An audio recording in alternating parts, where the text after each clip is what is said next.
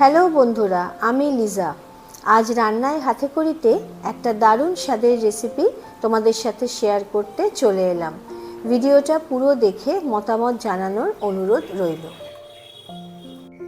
প্রথমে আমি এখানে কিছু আমড়া নিয়ে নিয়েছি। আমড়া কিন্তু এই সময়ই পাওয়া যায়, তোমরা সবাই জানো। এই আমড়াগুলোর এবারে একটু চলো খোলাগুলো ছাড়িয়ে নিই। বাঙালিদের শেষ পাতে চাটনি না হলে যেন ভাতই হজম হয় না, কি বলো তোমরা? জুন মাসে যখন কাঁচা আমগুলো তাদের গায়ের রং বদলে পাকা হয়ে যায়, ঠিক তখনই কিন্তু চাটনির সমস্যা মেটাতে হাজির হয়ে যায় এই আমড়া। সারা বছরই প্রকৃতি আমাদের চাটনির জন্য বেশ ব্যবস্থা করে রেখেছে, তাই না? বলো তো।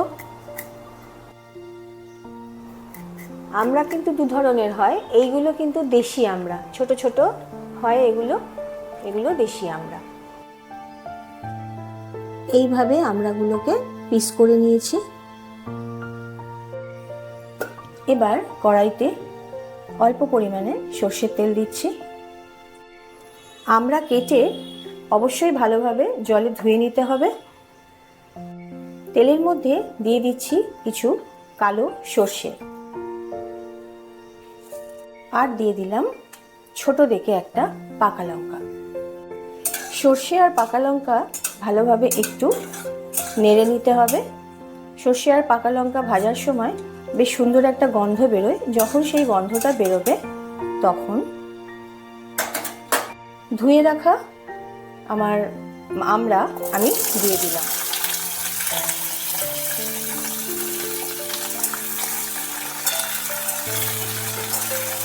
একটু নেড়ে নিতে হবে।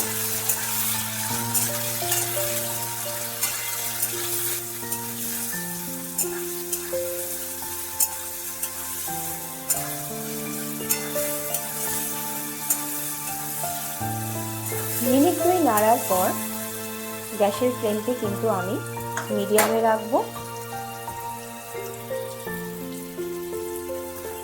একটু স্বাদ মতো লবণ দিয়ে দেবো, আর দেব পরিমাণ মতো একটু হলুদ। এবার একটু নেড়ে নিচ্ছি।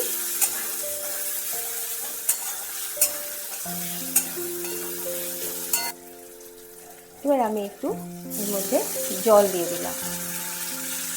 জলটা অবশ্যই আমড়া আর সব কিছুর মাপেই দিতে হবে, সেরকম পরিমাণ বুঝে কিন্তু তোমরা জল দিয়ে নিও।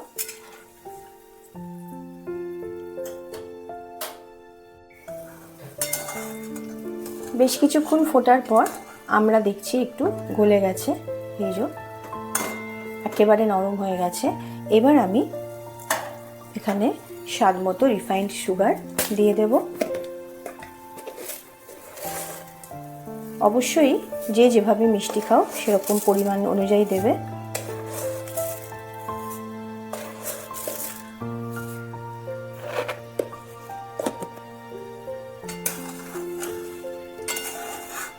একটু নাড়িয়ে দিচ্ছি।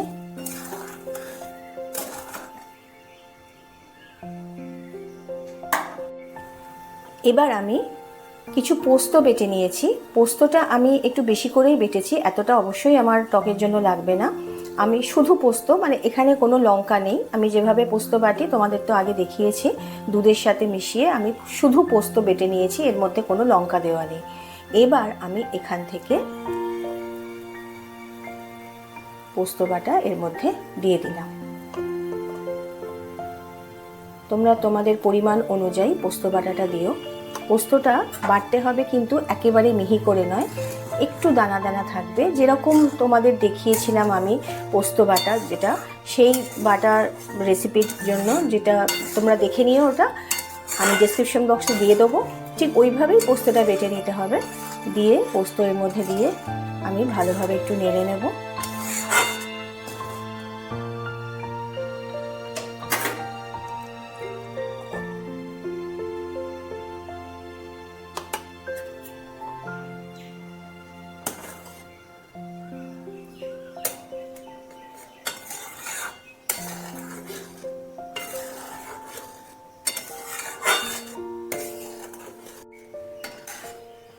পোস্ত দিয়ে বেশিক্ষণ ফোটানোর দরকার নেই।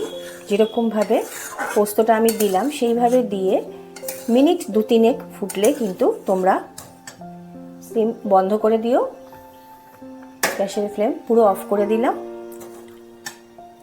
রেডি হয়ে গেল পোস্ত দিয়ে আমড়ার টক বা পোস্ত সহযোগে আমড়ার টক। আজকের রেসিপি আমড়ার টক তোমরা অবশ্যই খেও, আর ভালোবেসে আমাকে লাইক, কমেন্ট ও শেয়ার করতে ভুলো না প্লিজ। আমার নতুন বন্ধুদের সাবস্ক্রাইব, আর পুরনো বন্ধুদের তোমাদের সবাইকেই আমার পাশে থাকার অনুরোধ রইল।